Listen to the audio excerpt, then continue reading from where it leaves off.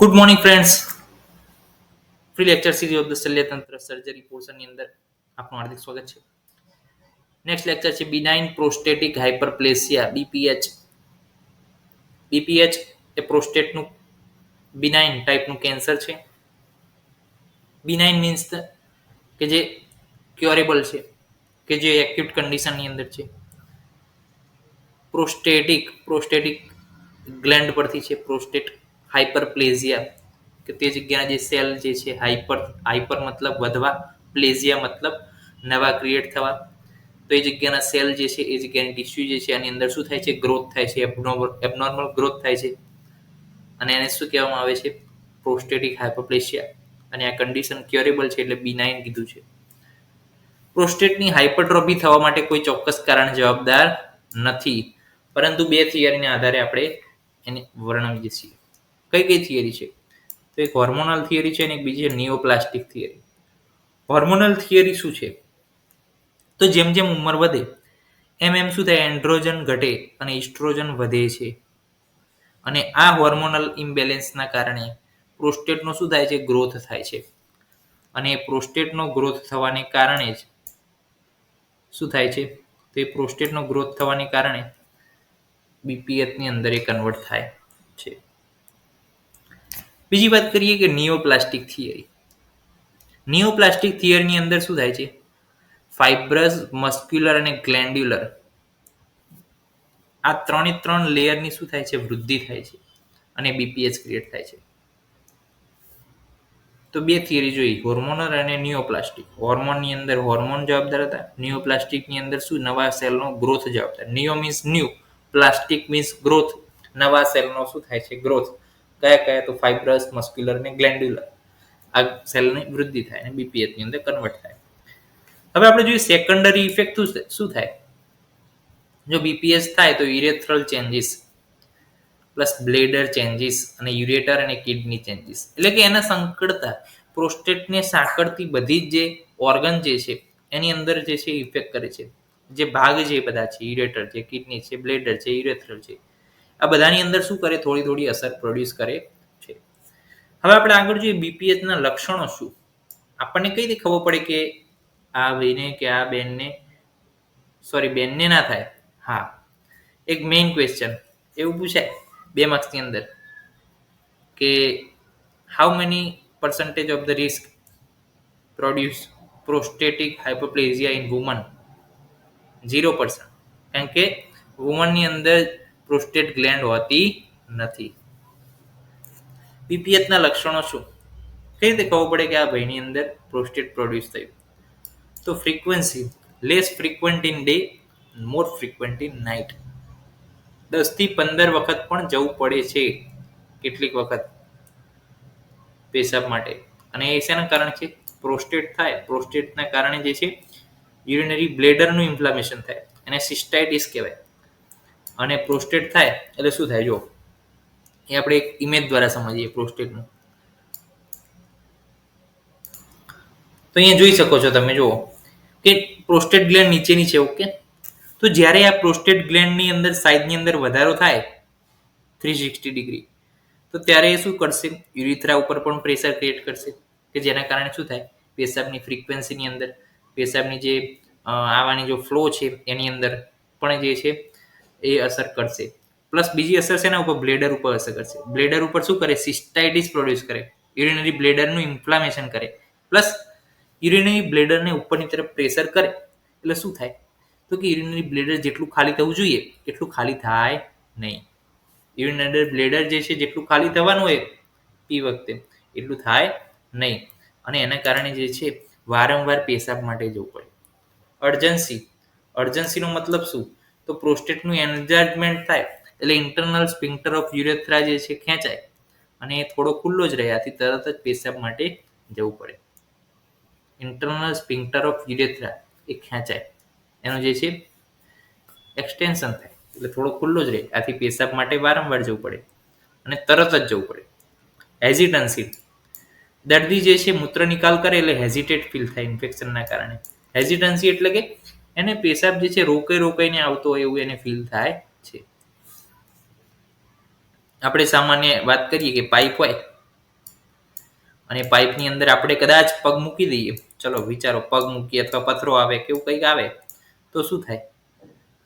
Pipe પાણી અહીંથી જશે એટલે પાણીના ફ્લોની અંદર શું થશે? તકલીફ પડશે.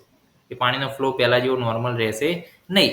એના જેવું છે, યુરેથ્રા હતી તો અહીંયા પ્રોસ્ટેટ જે છે ગ્લેન્ડ પ્રેશર કર્યું, તો પ્રોસ્ટેટ ગ્લેન્ડે જેવું પ્રેશર કર્યું એવું ફ્લોની અંદર શું થયું? હેઝિટન્સી પ્રોડ્યુસ થઈ. ફ્લોની અંદર શું થયું? અફેક્શન થયું. બીજી વાત કરીએ હિમેચ્યુરિયા. હિમેચ્યુરિયા કઈ રીતે? તો કેટલીક વખત શું થાય, પ્રોસ્ટેટની અંદર જે છે હાઇપરપ્લેસિયા પ્રોસ્ટેટ ઓફ વેનસ પ્લેક્સસ, તો ત્યાં આગળ રહેલું વેનસ પ્લેક્સસ છે એને ઈજા થાય, અને ઈજા થાય plus hyperaemia of the prostate venous plexus. Hyperaemia એનો મતલબ શું? તો ત્યાં આગળ શું થાય? બ્લડ સપ્લાય જે છે વધી જાય. હાઇપરએમિયા ત્યાં આગળ જે છે બ્લડ સપ્લાય વધવાને કારણે જે છે ઇમેચ્યુરિયા કન્ડિશન પણ પ્રોડ્યુસ થાય છે. Retention of the urine. Alcoholic પીપલની અંદર રિટેન્શન પણ જોવા મળે છે. હાઇડ્રોનેફ્રોસિસ. હવે પ્રોસ્ટેટ થાય, પ્રોસ્ટેટ શું કરે? દબાણ કરે. યુરિનરી બ્લેડરની અંદર જે છે મૂત્ર જે છે રહેશે એમને એમ રહેશે, નીચેની તરફ પાસ નહીં થઈ શકે યુરેથ્રાની અંદર, તો હવે યુરિનરી બ્લેડરની અંદર ભરાતું જ રહેશે યુરિન, પછી એ ઉપરની તરફ યુરેટરમાં ભરાતું રહેશે, અને એના કારણે પછી ઉપર કિડનીમાં પણ પેશાબ જે છે ભરાઈ રહેશે, તો શું થશે? હાઇડ્રોનેફ્રોસિસ. એટલે ધારો કે આપણે વાત કરીએ પાઇપ નીચેથી આપણે બ્લોક કરી દઈએ, શું થાય? ઉપર ટાંકીમાં શું થાય? ઓવરફ્લો થાય, પાછો બેકફ્લો થાય. એના જેવું કે પ્રોસ્ટેટે યુરેથ્રાને શું કરી દીધું? બ્લોક કરી દીધું. તો હવે ઓવરફ્લો બેકફ્લો ક્યાં થશે? ઉપર થશે. ક્યાં? કિડનીમાં. તો બેકફ્લો કિડનીમાં થાય તો શું થાય? હાઇડ્રોનેફ્રોસિસ થાય. કિડનીની સાઇઝ શું થાય? વધી જાય. સ્ટોન. સ્ટોન કેમ થાય? તો કે હવે જો, સ્ટોન એના માટે થાય કે યુરેથ્રા ઉપર આપણે પ્રોસ્ટેટે કરી દીધું પ્રેશર, તો યુરેથ્રા શું થઈ ગઈ? બ્લોક થઈ ગઈ. યુરિનરી બ્લેડરની અંદર શું રહી ગયું? પેશાબ ભરી ગયો. યુરેટરમાં પણ ભરાઈ ગયો. કિડનીની અંદર પણ હાઇડ્રોનેફ્રોસિસ થઈ ગયું. તો હવે પેશાબ ત્યાં ભરાઈ રહેશે, તો એની અંદર રહેલું કેલ્શિયમ, એની અંદર રહેલું જે સ્ટોન પાર્ટિકલ્સ જે નાના નાના નીકળતા હતા એ શું થશે? જમા થશે. તો ત્યાં જમા થાય તો શું થાય? એનું એક્યુમ્યુલેશન થાય, કન્સન્ટ્રેશન થાય. યુરિનનું શું થાય? યુરિન ભરાઈ રહે તો યુરિનનું કન્સન્ટ્રેશન થાય, અને યુરિનનું જેવું કન્સન્ટ્રેશન થાય એવા એની અંદર શું? સ્ટોન પ્રોડ્યુસ થવાના ચાલુ થાય ઇન્ફેક્શનના કારણે. સમજ્યા?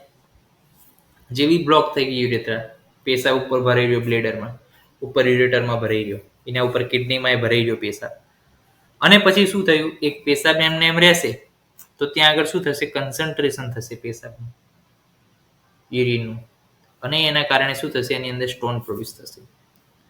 Renal failure. રિનલ ફેલિયર કેમ? તો કોઈ મિકેનિઝમ હોય સીધી દિશામાં જતું હોય અને કોઈ બ્લોક થાય અને ઊંધો બેકફ્લો થાય તો શું થાય? મિકેનિઝમ ફેલ થાય, અને એને શું કહેવાય? Renal failure.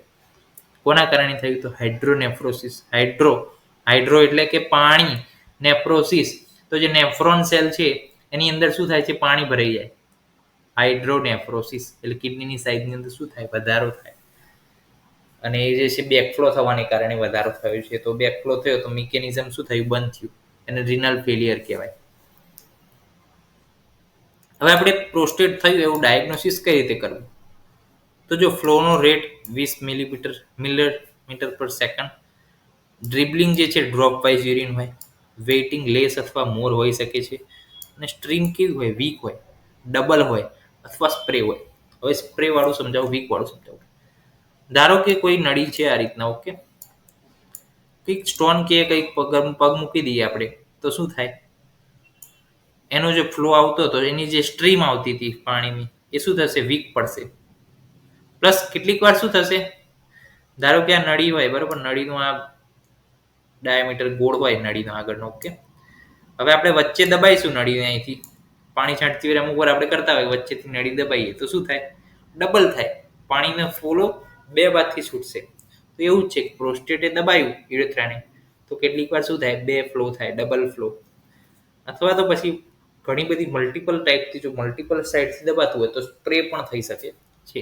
મકાનમાં આપણે ચણતર કરતા હોય ત્યારે પેલું પાણી છાંટે ને ચણતર, પછી એમાં સ્પ્રે કરે તો આપણે શું કરતા હોય? દબાવતા હોય નળીને, એક બાજુથી દબાઈએ, બે બાજુથી દબાઈએ, જેવું આપણને સ્પ્રે જોવે એ પ્રમાણે આપણે નળીને દબાઈને આપણે પાણી છાંટતા હોય. તો અહીંયા પ્રોસ્ટેટ જે છે યુરેથ્રા ઉપર જો એક બાજુ દબાણ કરતું હશે, વન સાઈડ, તો જે છે સ્ટ્રીમ ડબલ થશે, અને જો મલ્ટિપલ બાજુ દબાતું હોય તો સ્પ્રેઇંગ જે છે જોવા મળે છે. પર રેક્ટલ એક્ઝામિનેશન આમાં એવું કે છે, અમારી મેડમ કહેતા હતા કે જો પ્રોસ્ટેટના દર્દીની અંદર તમે પર રેક્ટલ એક્ઝામિનેશન કરો ને તો એ દર્દીને તરત જ જે છે, અથવા તો ત્યાં બેડ ઉપર જ જે છે પેશાબ થઈ જાય, બેડ ઉપર જ યુરિન પાસ થઈ જાય. કેમ? તો કે જેવું તમે અંદર પર રેક્ટલ માટે તમે જેવી ફિંગર ઇન્સર્ટ કરો એવું જ પ્રેશર જે છે સીધું યુરિનરી બ્લેડર ઉપર ક્રિએટ થાય, અને જે છે તરત જ જે છે યુરિન પાસ થઈ જાય. તો એ ખાસ ધ્યાન રાખવાનું કે પ્રોસ્ટેટનું પેશન્ટ જે છે એની પર રેક્ટલ એક્ઝામિનેશન કરતા પહેલા એને યુરિન પાસ કરવા કહેવાનું જ છે. કન્સિસ્ટન્સી પર રેક્ટલમાં કેવું હોય? સ્મૂથ હોય. એનલાર્જમેન્ટ જોવા મળે લેટરલ લોબની અંદર. બાકી ગયેલ મૂત્ર જે છે કેથેટરાઇઝેશનથી કાઢી નાખવાનું. પ્લસ યુરિનના રિપોર્ટ, સિરમના report, creatinine, IBP, intravenous pyelogram, UKB X-ray પણ કહેવાય એને, યુરિનરી કિડની, અને એનો જે એક્સરે આવે છે એ જે છે એક્સરે આપણે કરવાનું છે. પ્લસ બ્લડ યુરિયા, યુએસજી અને કેથેટરાઇઝેશન. આટલા બધા જે છે ડાયગ્નોસિસ જે છે ઇન્વેસ્ટિગેટિવ પેરામીટર છે કે જેના ઉપરથી આપણે નક્કી કરી શકીએ કે ભાઈ પ્રોસ્ટેટ છે કે નથી. તો આગળના લેક્ચરની અંદર આપણે પ્રોસ્ટેટની ટ્રીટમેન્ટ વિશે વાત કરીશું. ત્યાં સુધી જય હિન્દ, જય આયુર્વેદ, જય ધન્વંતરી. નમસ્કાર.